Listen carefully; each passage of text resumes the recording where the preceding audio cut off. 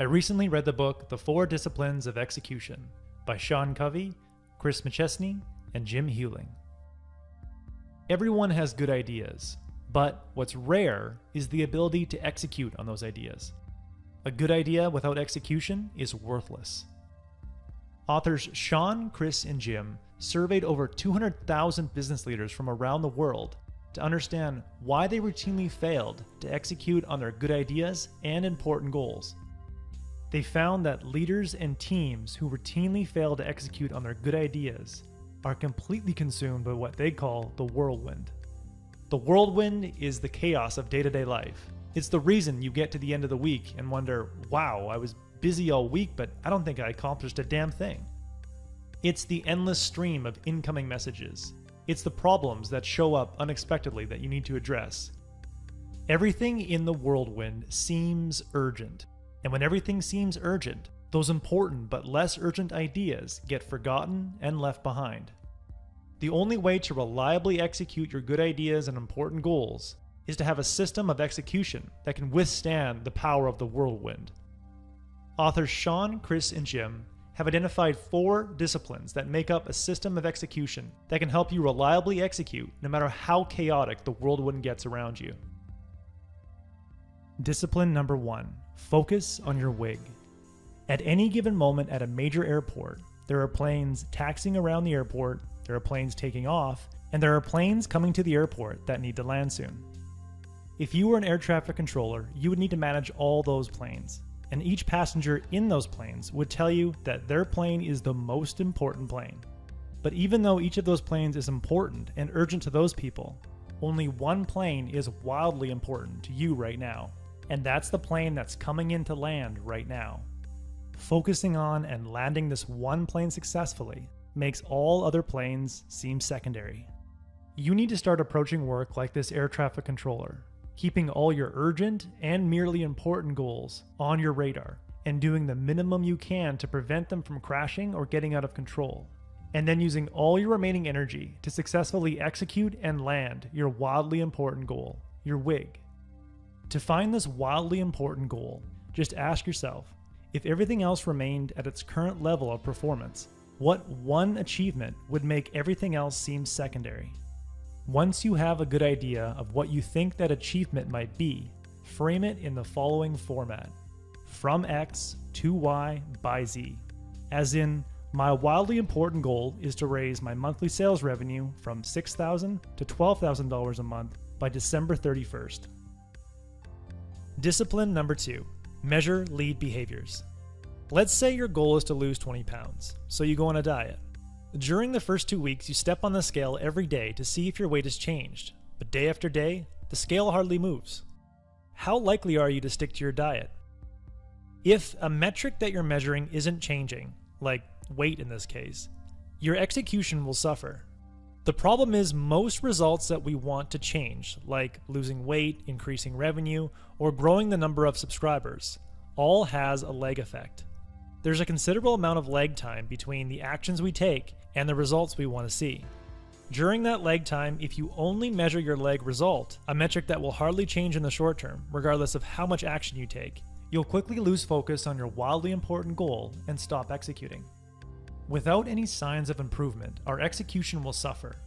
Therefore, we need to measure something that we can influence and improve every day or every week. What we need to measure are lead behaviors. Lead behaviors are those critical day-to-day activities that ultimately lead to our desired result.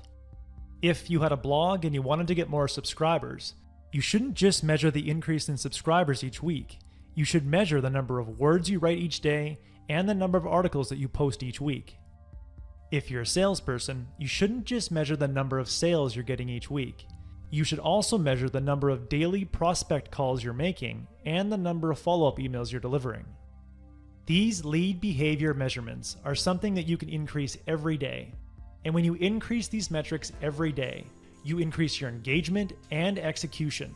And when you focus on proven and validated lead behaviors, achieving your lag result will simply be a matter of time. Discipline number 3, put up a scoreboard. Let's say you get together with friends on Saturday and go play soccer in the park. You make teams, you set up the nets, and then you start the game. But 30 minutes into that game, some of your friends are losing interest because no one remembered to keep score. But what if everyone on your team knew they were down by 1 goal with 5 minutes left to play? Do you think they would still be disengaged and walking off the field? The authors say people play differently when they know the score. It doesn't matter if you're playing soccer or executing a work project.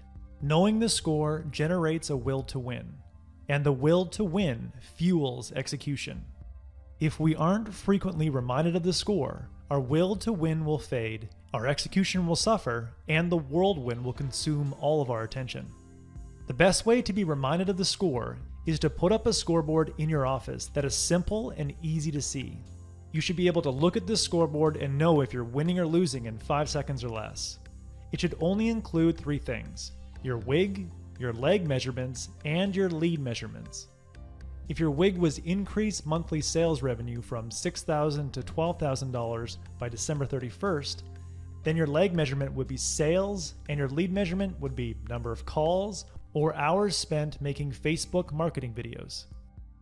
If you're increasing your lead measurement day after day or week after week, then you feel like you're winning.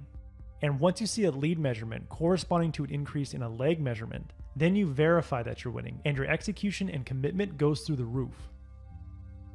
Discipline number 4, schedule weekly accountability talks. Have you ever been on a project team at school or at work where you need to verbally report on your status and make commitments each week? I have. And it's amazing how much more action I take when I know my teammates will hold me accountable to what I say.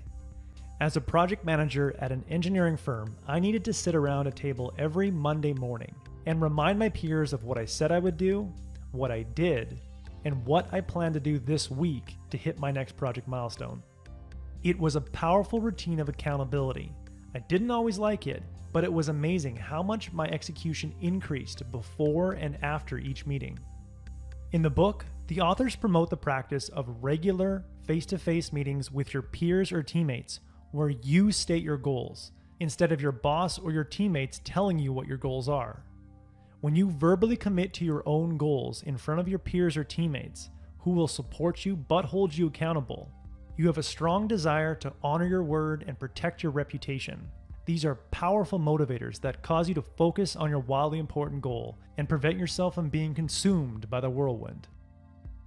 By implementing these 4 disciplines into your work week, you can get yourself and your team to reliably execute your greatest ideas and your wildly important goals, no matter how chaotic the whirlwind of your day-to-day responsibilities might be.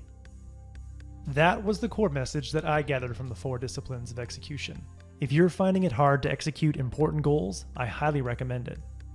If you would like a 1-page PDF summary of insights that I gathered from this book, just click the link below and I'd be happy to email it to you. If you already subscribe to the free Productivity Game email newsletter, this PDF is sitting in your inbox. Thanks for watching, and I hope you have a productive week.